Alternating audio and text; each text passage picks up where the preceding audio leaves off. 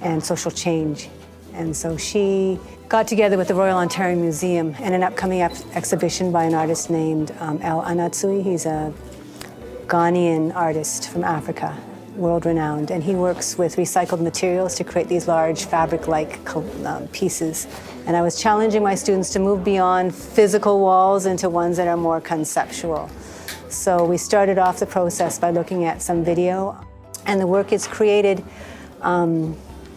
using, it's gorgeous. It looks like metallic gold, but it's actually created out of the tops of liquor bottles and the lid area and some of the labels from beer cans, and they're all wired together. And so that was our artist approach inspiration.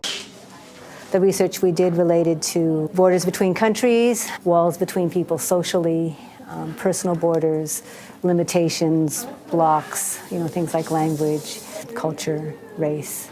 Most of my students did research, first of all, on the artist, El Anatsui, and we did that online on the computers. Then we did research on the theme of walls. My topic was the glass ceiling, so I included points about the glass ceiling and how it's an invisible barrier and what it is and how to overcome it.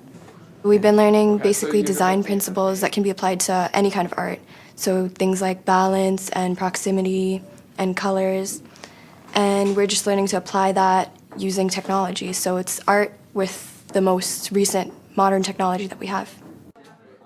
I've learned a lot of stuff on how to actually send a message in images, because this media arts is basically using images to reflect on what you're trying to show.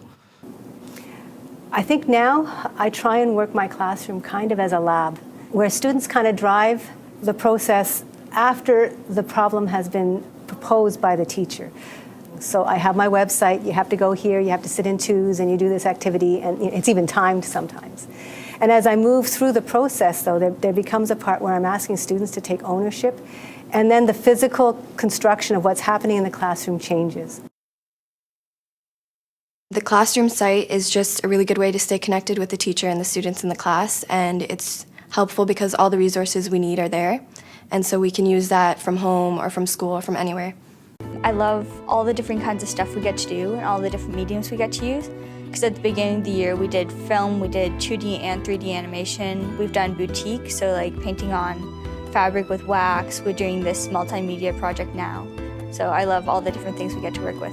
I think what really turns me on right now is the energy in a class. If you can take anything from the way that I operate now with my students, I think it's a mutual path that we go on. It's the voyage that I take with each student in finding their voice, both visually and verbally, and being able to express what they want. That's the most exciting thing. But it's that blooming of an idea and culturing it till it solidifies. That's the most exciting thing for me. And that's what I wish for in all my classes. It doesn't happen, but when it does, there's nothing like it.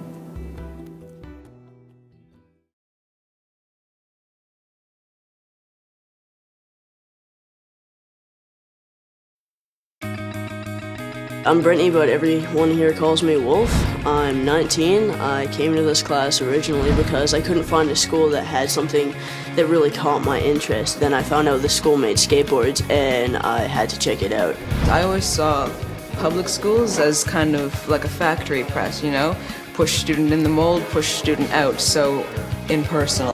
My past experience with school, it was horrible. I never went to class. I didn't do my homework. I wasn't going to school. I didn't do the work, and I wasn't motivated to go to school because I didn't want to go to school because I wasn't doing anything interesting. I wasn't really in school, actually. I was technically a dropout, so.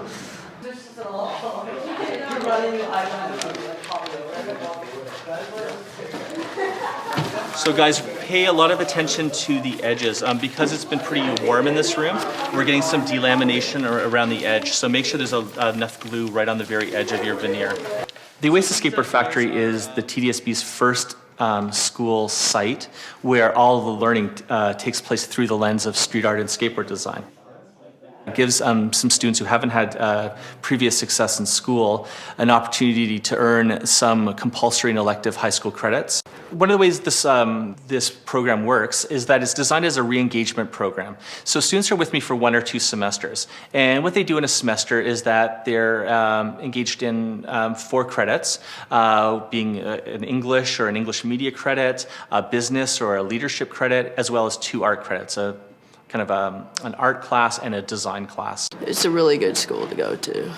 If you haven't been in school for a while, I think too, because it gives you reasons to want to go, unlike most schools, where it's all you just sit in a class and you get bored. I love working with these kids. Sometimes these students I work with it's a struggle to like them some days, you know? They're the students who got kicked out of other classes, drove their teachers crazy, you know, but, you know, these students they're superstars when you just change the focus, change the frame. It's changed my life quite a bit, because before I came here, I admit that I had some problems, and you know, I wasn't the happiest kid in the world, and then I came here and suddenly everything feels really great, and I feel more confident in the work I do, and I feel more eager to wake up in the morning, go to school, and achieve.